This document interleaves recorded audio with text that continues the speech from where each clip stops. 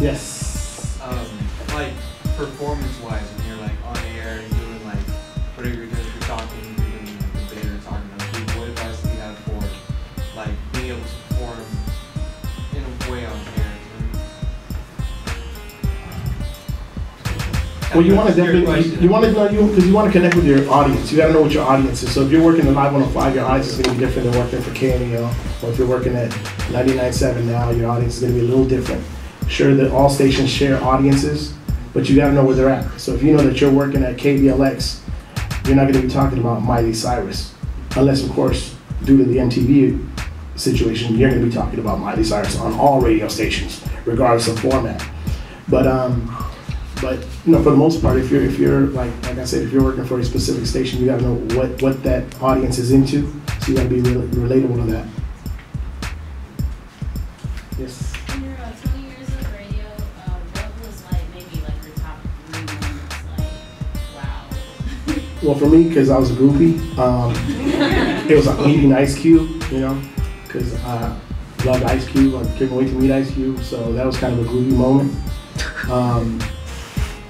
Highlights are always the way you affect folks. So when I was doing the Chuy claws or doing the food drives, and you can affect so many folks by collecting food or being able to collect, you know, toys for kids that are less fortunate, that kind of stuff.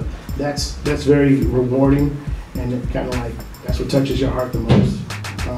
But you know, it's the everyday things that you do. You know, you hear about a kid that's missing, the Amber Alerts is happening, you being able to be that voice, because a lot of folks, believe it or not, don't watch the news. But they turn on their radio in the morning when they're getting dressed. So if that's not part of your script, but you know, you read the news and you saw the thing come over the line, you're gonna definitely get it out there, because, you know, for them 10,000 folks that didn't turn on the TV on Channel 2 in the morning when getting dressed, but they did turn on KML, and you just gave a little blurb about that and got the word out and maybe it helped, then you've done your part. Yes. And I'm sorry, I see people waking up before me. Thank you, Chuy Gomez, for waking me up for 10 plus years in the morning. Because it ain't usually having a 9 to 5 grind. And number 2 and 3, do you still talk to friends and Trace dog? Because they used to run CMC way back in the day. And if someone wanted you to host a mixtape, how can I get that cracking? All that is doable. I talked to Franzen just yesterday. He just got back on radio because he's not one of them dudes to follow directions. Yeah. Kind of got him boosted out of here. Franzen was kicking ass. I mean, he was really like burning up on the ratings at nights, and people loved him and Trace. And of course, they were very relatable, pot smokers and everything. So anyway, but he didn't follow directions. You know, when you're working for somebody, which we all at some point work for somebody, it's not our station. We all have to abide by certain rules. And if they tell you, don't follow the script, you're gonna get booted. You know, he kind of felt himself a little too much and got pushed out. You know, that kind of stuff happens. But no, they're doing well. He just got back onto radio. He's on some radio station, KVEG, out there in Las Vegas. Trace is out there as well. He's running town cars up and down the strip, so he's got a town car service in Vegas, and they promote parties. So if you follow them on Instagram or Twitter, you can find out what they're doing. In regards to the mixtape, we'll talk afterwards. Right, now you ever gonna host the On Hit Compilation 3? Because I got one of those from back in the day. It's funny, we're in talks about doing a Best of the Bay Part 3 or something brand new. Or re-releasing it with videos, because we only did audio, so we might re-release it with some DVDs this time around. So definitely some stuff in the works right now that I'm working on. I have two questions. First one is, do you ever think about going to like, a satellite type radio or anything like that now that you're not working on? The second part, where do you see the future of radio exists of this community? Radio's gonna be there forever. I mean, people always still like the fact that you can turn it on and hear what's happening locally. The disconnect is where you're not having your local DJs that can connect with you. But I mean, who doesn't like free radio? You're gonna prefer that over XM any day, because you don't have to pay the bill for XM. Although I do pay the bill because I'm a Rude Jude fan, and I listen to Rude Jude because he's silly as shit. Sway's on XM, and he was just here for the High Road Day. Me and him had a great conversation. He's like, do you want to come over and do some stuff with us on XM radio? And I said, well, let's be honest. there's only 2 dudes over there getting paid, and I know for a fact there's only 2 people on that station getting paid. There's Sway and there's Rude Jude. Everybody else kind of like does it because they want to be known. Some folks have a name like, you know, the Tony Touch show and some of the other shows, the Green Lantern show. They do it for exposure. They do it for that sort of stuff, and it helps them promote their gigs and stuff like that. I don't need that. I need to feed my family, so I don't need to get on XM radio just so I can say that people in Ohio and Florida hear me. Now, if there's a check attached to that, then sure, I wouldn't mind doing it. And that's the only way I would like to do a radio show, is that if you can call me and talk to me live, like some of these shows that I'm talking about that aren't here, they're not even live at the time that you're hearing them. So my thing is, okay, so if I get a show that's syndicated, let it be syndicated. I don't want to have a track show that I track and I send you a CD or send you a WAV file that you play on your station, because, you know, sure, it's entertaining and most folks don't care, but let's say a plane crashes in the mountains here or something affects 580 or 880 and you need that information on my show's track. You're gonna break into it with some intern or somebody and all says like, wait, Chuy was just talking to me, what happened to Chuy? Why is Chuy not telling me about this? So for me, that's a disconnect. But if I was on live and I got information, whether I was in New York or I was in San Francisco or LA, and I got information that, yo, the Bay Bridge just collapsed, I can go on and talk about that. I can go on and talk to the people about that. That's the way I would like for it to happen. Will it happen? I don't know. Quite possible. Here, there was the second part of that, right? I covered them both? Okay. I kind of forgot. Okay. So I love all the adventures that Chuy was a part of, and for those who don't know about how you stopped traffic, do you mind telling that story one more time? Well, it was a kind of funny situation. I mean, it's like, I was the street guy. I was the street team guy for Wild 107, for Mancal Show.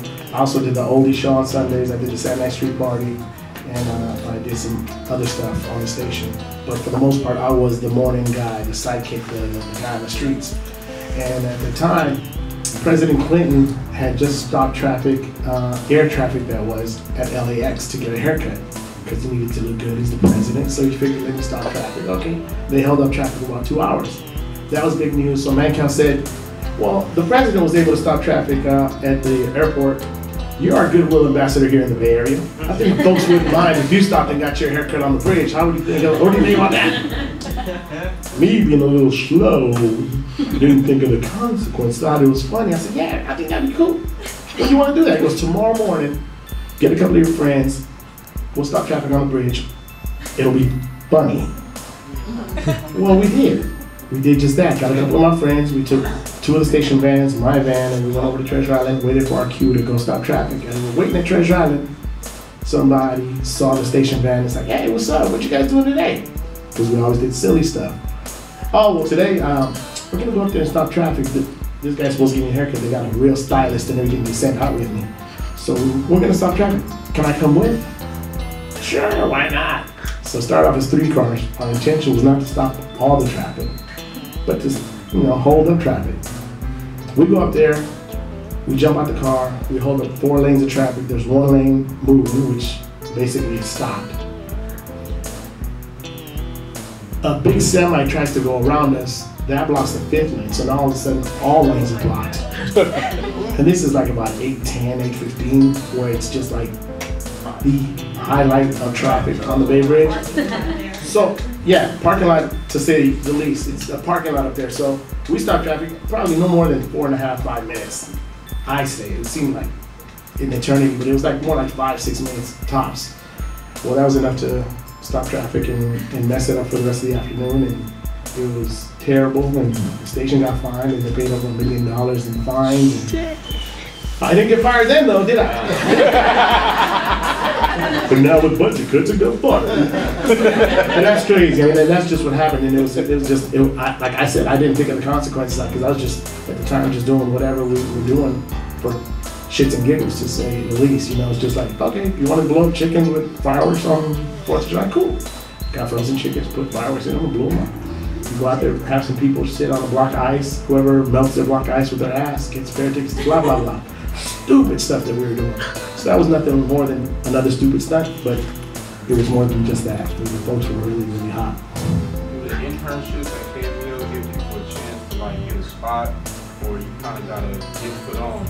You kind of got to get put on now. But back in the day, you kind of see nowadays it's funny because a lot of the stations are automated, so there isn't even an overnight guy. So now like how you guys run your board and learn to run the board, and you want to kind of perfect your segues and how you go into your promos and you go into your bumpers and stuff like that.